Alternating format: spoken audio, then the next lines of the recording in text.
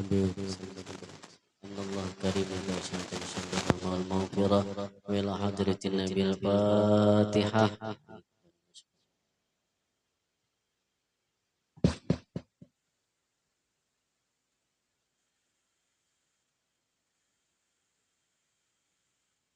Bismillahirrahmanirrahim.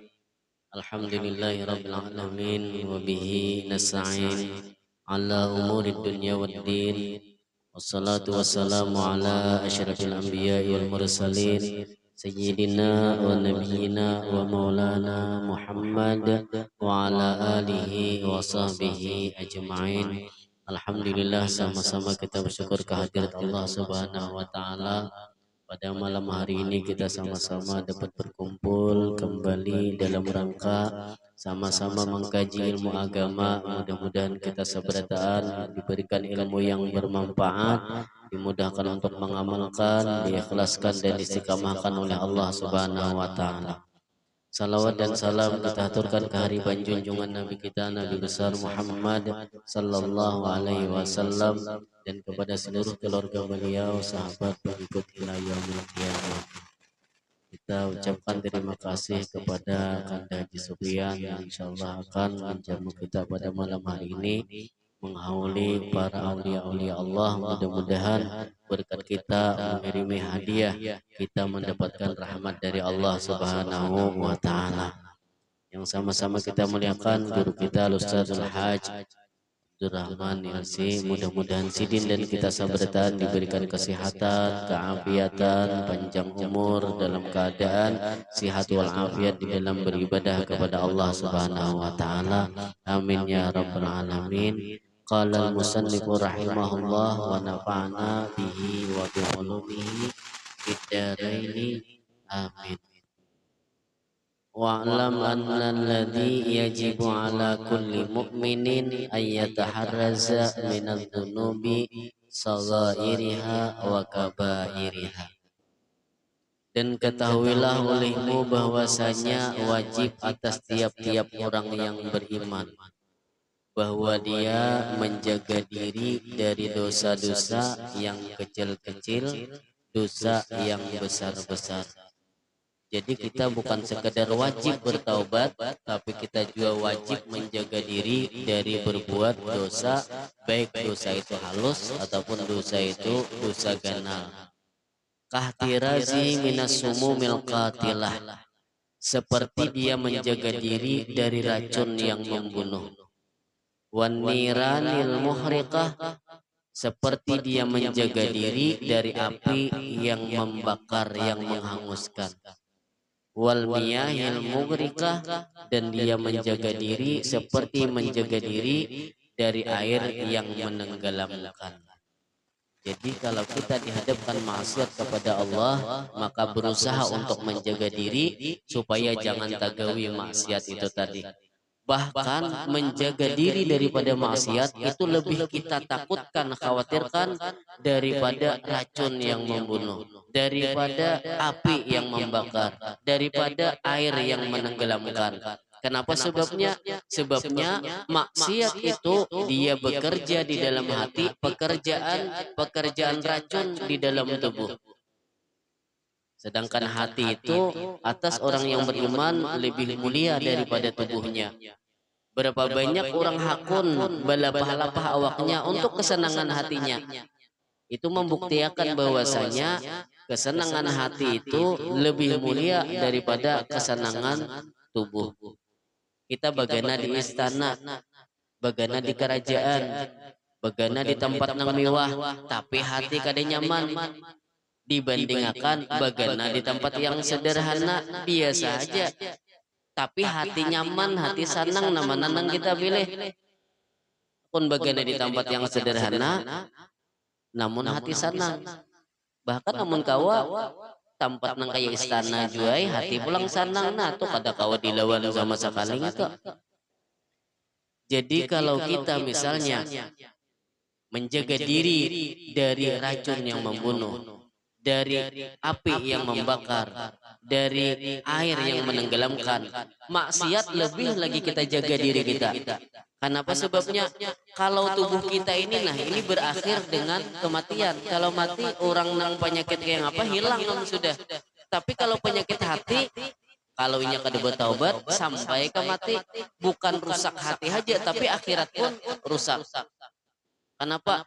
Karena seseorang itu tidak selamat daripada kemurkaan Allah. Orang itu tidak akan beruntung dengan keridhaan Allah kecuali orang-orang yang datang kepada Allah biqalbin salim, dengan hati yang selamat. Jadi kita tadi menjaga kemaksiatan itu seperti kita menjaga racun yang membunuh. Jadi jangan sampai kita libatkan diri kita ini dengan racun secara zahirnya. Karena apa sebabnya? Sebabnya menyakitkan, sebabnya merepotkan.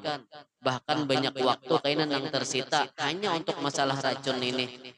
Kayak itu juga kalau kita maksiat, tagawi maksiat, maksiat itu menyakitkan.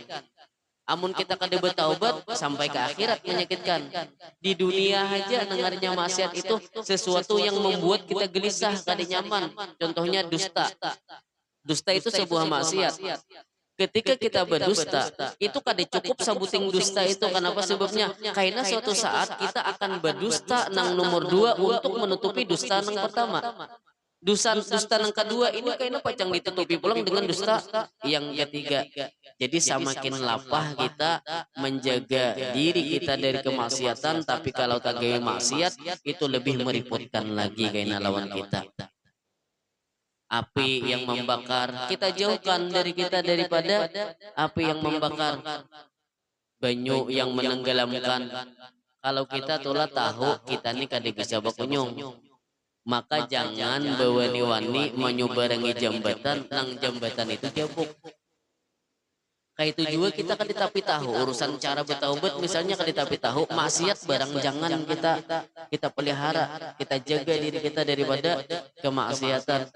Makanya orang beriman yang mukasyafah, orang yang beriman yang dibukakan, yang bisa melihat di balik sesuatu, itu adalah orang-orang yang ketika inya melihat amal ibadah, melihat ketaatan, itu merupakan keridaan di dalamnya.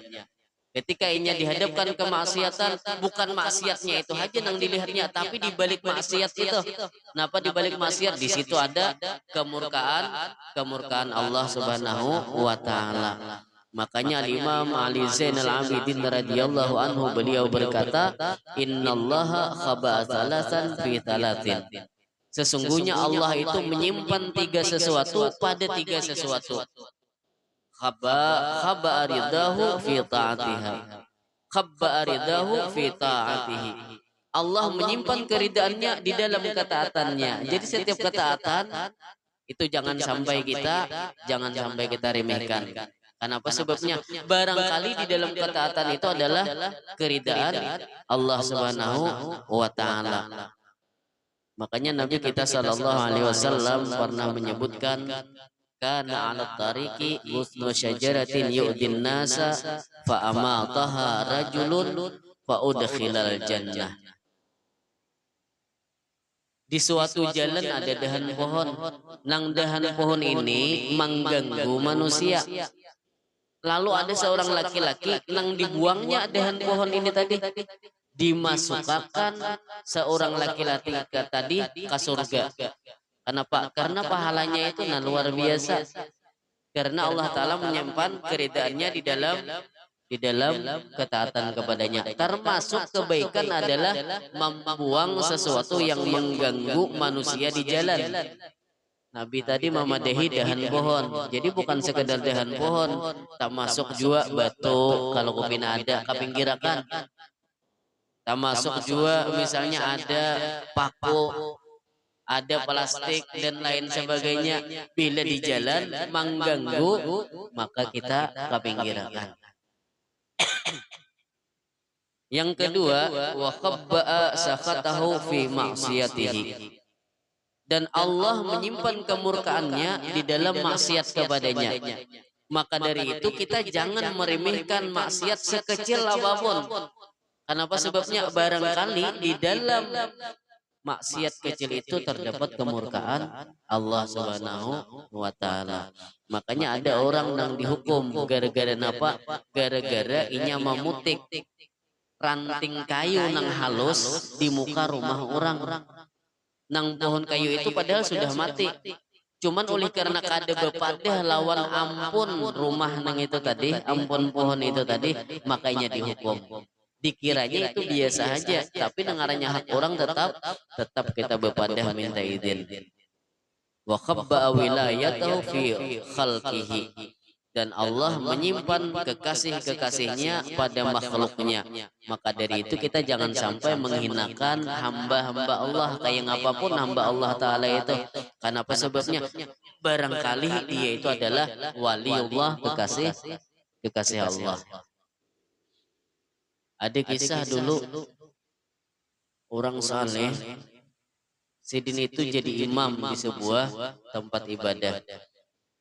Jadi ketika Sidin sembahyang jadi imam, tuntung salam, imbah tuntung salam, lalu Sidin melihat jamaah ini banyak. Ujar Sidin di dalam hati, biasanya kalau 40 lebih itu, 40 minimalnya tuh, itu biasanya ada doanya itu nang kabul, ada tersimpan kekasih Allah. Nah, lalu tergeritik di dalam hati Sidin, di antara orang banyak ini Sidin siapakah orangnya? Di dalam hati itu bergeritik. Nya olehnya karena tempat ibadahnya itu di pinggir jalan, jadi kan yang masuk itu orangnya balain lain. Jadi mbah tuntung berdua sekalinya kadalawas ada nang berdiri bersuara kayak itu, ana wahidun minal arba'in, akulah nang saikung di antara 40 itu. Ujar orang itu tadi. Padahal Sidin jadi imam tadi itu kada berkisah, kada madahakan ke orang banyak, cuman tergeritik di dalam hati aja. Kalinya seorang laki-laki sambil keluar bersuara, ana wahidun minal arba'in, akulah nang saikung itu di antara 40. Jadi dilihat di Sidin, ngapa nih dewian sekali turun daripada tempat ibadah, harau paman berjualan aja orangnya. Han kita kada tahu kita barangkali di antara makhluk Allah Ta'ala di situ adalah kekasih Allah Subhanahu wa Ta'ala. Jadi kayak ngapa kalau kita misalnya sudah terjatuh, sudah tagawi-gawi maksiat, ibarat racun sudah tak minum, ibarat asap api sudah tak hirup, ibarat kita kabanyu sudah tak gugur-gugur. Wa idza waqa fi syai'in minha, apabila kita terjatuh pada sesuatu daripada maksiat, apa? Jangan berenai, jangan berdiam, badara ila taubati min ghairi taswifin wala ta'khirin qabla ayyahula dunahul maut, maka dia bersegera bertaubat tanpa menunda-nunda, tanpa mentakhirkan sebelum menghalanginya kematian. Tempulu belum meninggal. Seandainya adalah seandainya ada orang meninggal, ketika meninggal lalu dibulihakan hidup ke dunia. Ada orang meninggal, misalnya nih, dibulihakan hidup ke dunia. Anggaplah kita nih misalnya, kita nih meninggal, imbah meninggal, lalu diizinkan hidup kembali ke dunia sebulan aja. Ngapa gawian kita? Rajinlah kita sembahyang lah. Rajin sembahyang. Rajinlah kita bersedekah lah. Rajin bersedekah. Rajinlah kita beribadah. Rajin beribadah. Wanilah kita maksiat. Kadewani maksiat. Ini kita ini sudah meninggal, lalu diberi izin sebulan hidup biasa pulang. Pasti seluruh sebulan ini tadi kita isi dengan amal ibadah dan ketaatan. Kita tidak akan mengerjakan kemaksiatan. Nah, kita wayah ini belum meninggal lagi. Kita ini belum meninggal lagi. Jadi jangan sampai menghadang meninggal. Lebih baik waktu wayah ini kita berbuat kebaikan, berbuat ketaatan dan menjauhi apa yang dilarang oleh Allah Subhanahu wa wa taala. Mudah-mudahan kita sabar taat mendapatkan ilmu yang bermanfaat, dimudahkan mengamalkan, diikhlaskan di dalam beramal ibadah, diberikan keistiqamahan, diwafaqkan Allah dalam keadaan husnul khatimah, hidup beriman, wafat beriman, dan dikumpulkan beserta pimpinan orang yang beriman di surganya Allah, yaitu junjungan Nabi kita Muhammad sallallahu alaihi wasallam. Ala hadiniyah wa ala ma nabi salafuna salih. Al-Fatihah.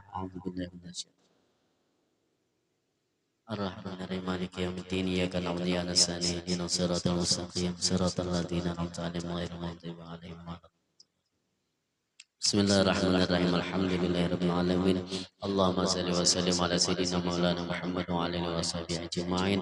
Allahumma inna nas'aluka ilman nafi'a wa rizqan halalan thayyiban mubaraka wa amalan mutaqabbala. Wa sallallahu ala sayyidina maulana Muhammad wa ala alihi washabihi wasallam. Walhamdulillahirabbil alamin. Sallu ala nabi. Allahumma shalli wa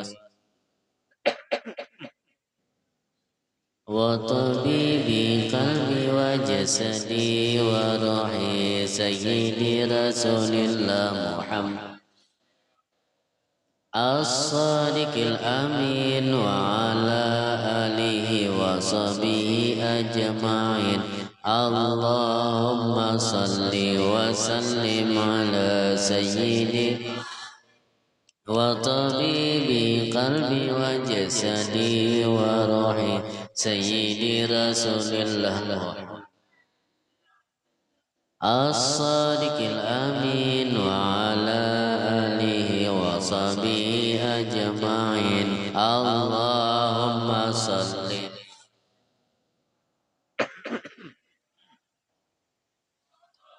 بقلبي وجسدي وروحي سيدي رسول الله محمد بن عبد الله الصادق الأمين وعلى وصحبه أجمعين. أفضل الذكر فاعلم أنه لا إله إلا الله. لا إله إلا الله. لا إله إلا الله. سيدنا محمد رسول الله صلى الله عليه وسلم. تقبل الله منكم